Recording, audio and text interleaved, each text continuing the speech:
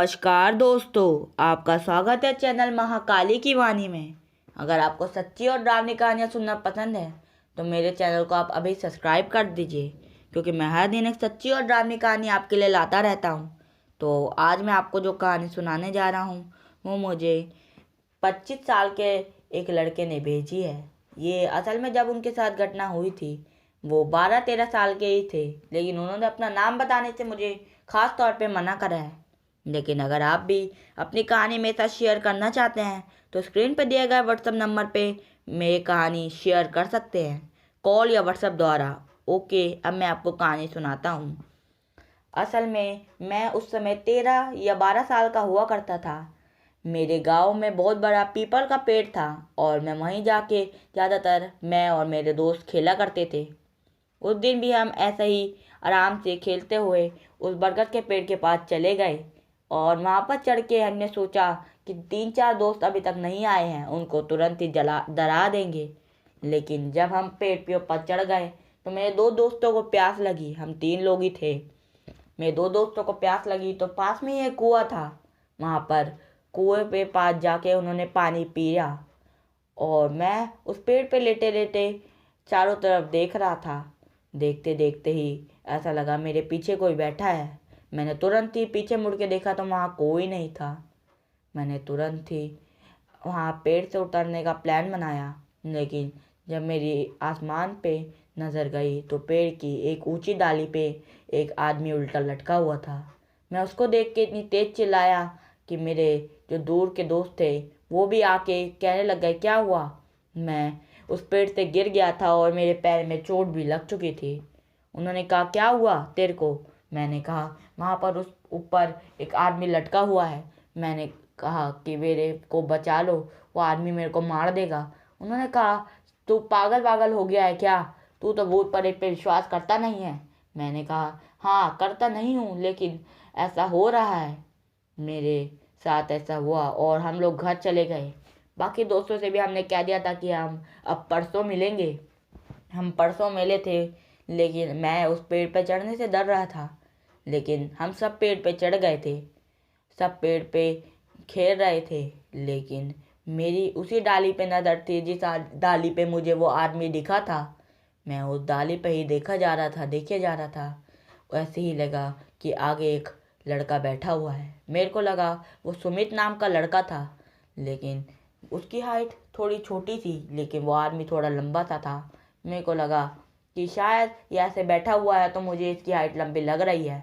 मैं उसके कंधे पे जैसे ही हाथ रखता हूँ वो मैं पीछे मुड़ के देखता है। उसके भयानक काले नाखून, काले दांत, भयानक मुंह और बाहर बड़ी बड़ी आंखें, लाल मुंह और बड़े बड़े बालों के साथ वो मुझे घूर रहा था। मैं उसको देख के ऐसा लगा कि मेरा शरीर ही हिलना बंद हो गया। मेरे जब बाकी दोस्तों ने मेरी तरफ देखा तो कहने लगा, क्या हुआ क्या हुआ। मैंने अपनी उंगली से उसकी तरफ इशारा करा तो वो किसी को दिख नहीं रहा था, वो सिर्फ मेरे को ही दिख रहा था। उसने मेरे को धक्का दिया और मैं पेड़ पे लटक गया। मेरे सारे दोस्तों ने मेरे को ऊपर पकड़ के खींचा और मैंने कहा, चलो घर चलते हैं। सब लोग कह रहे हैं तू बहुत डरपोक हो चुका है, पता नहीं तेरे को क्या हो गया है। तू किसी भी चीज़ से डरता नहीं था, लेकिन अब तू डर रहा है। मेरे को मैं क्या बताता उनको कि मेरे को क्या चीज़ दिख रही है। मैं अपने पेड़ से नीचे उतरा और तुरंत ही घर की ओर भाग गया।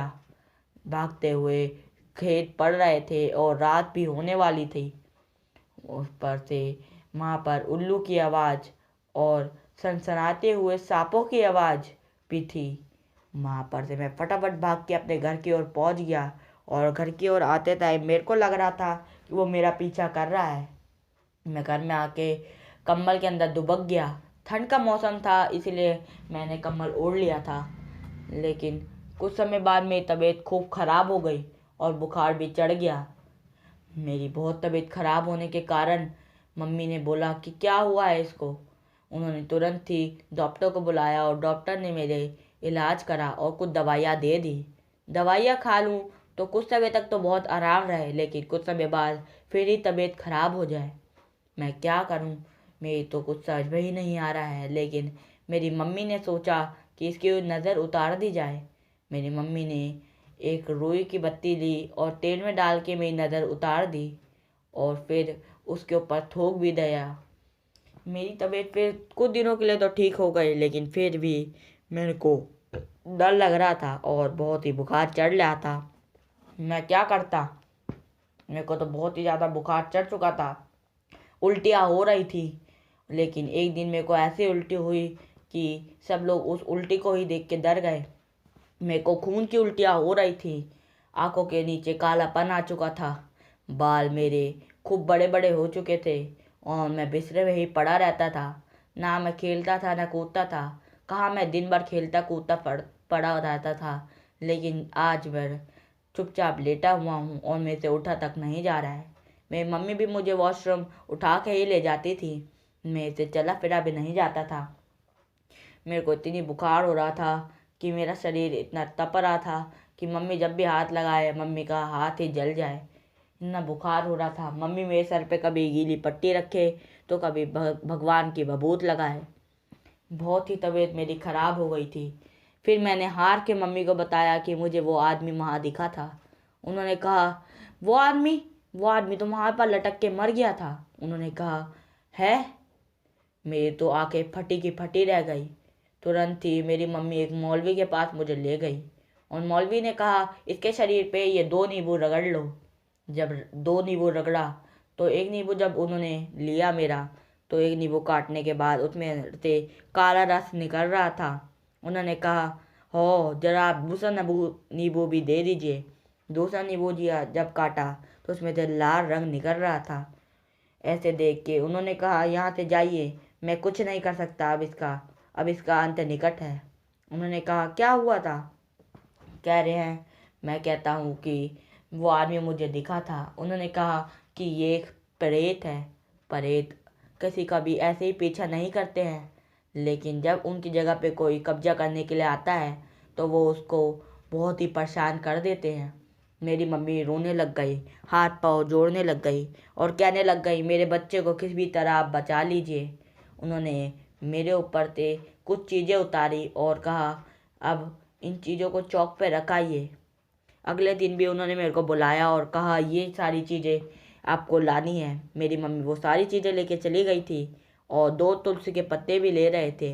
2 तुलसी के पत्ते उन्होंने मेरे मुंह में रख दिए और कहा जब तक मैं कुछ बोलूँ ना, जब तक इसे चबाते रहो, इसे निगलना भी नहीं है ना ही थूकना है। मैं उसे चबाए जा रहा था और उन्होंने मेरे ऊपर से उतारा और मोमबत्ती जला के मुझसे बातें करने लग गए। उन्होंने कहा कि मैं बेहोश हो गया था, लेकिन जब मैं घर आके मैंने पूछा कि क्या हुआ, तो मेरी मम्मी ने मुझे बताया कि उन्होंने मेरे से सवाल पूछे। कहने लग गया कि मैं रूहू प्रेत हूँ। रूहू प्रेत सबसे खतरनाक प्रेतों में एक होते हैं और काफ़ी दमदार प्रेत भी होते हैं। उन्होंने कहा इस बच्चे को छोड़ दो, इस बच्चे की कोई गलती नहीं है।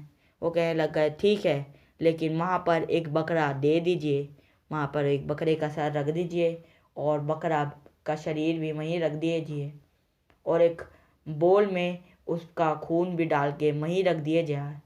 उन्होंने कहा ठीक है, मैं अपने बच्चे के लिए एक बकरे की बलि दे दूँगी। तो अब मेरे को एक ताबीज़ पहना दिया था उस वक्त और अभी तक मेरे साथ ऐसा कुछ नहीं हुआ है, लेकिन जब भी मैं ये घटना सोचता हूँ मेरी रूह काँप जाती है। अगर आपको सच्ची और डरावनी कहानियाँ सुनना पसंद है तो आप इस चैनल को सब्सक्राइब कर लीजिए। अगर आपको ये कहानी अच्छी लगी तो नाइस वीडियो कमेंट करिए और चैनल को सब्सक्राइब करिए और लाइक कर दीजिए वीडियो को, क्योंकि मैं हर दिन एक ऐसी ही वीडियो लाऊंगा। और अगर आपने अभी तक मेरी पिछली वीडियो नहीं सुनी है तो आप मेरे चैनल पर जाके सुन सकते हैं, या फिर मैं दोनों वीडियो का लिंक डिस्क्रिप्शन में दे दूँगा। ओके बाय दोस्तों।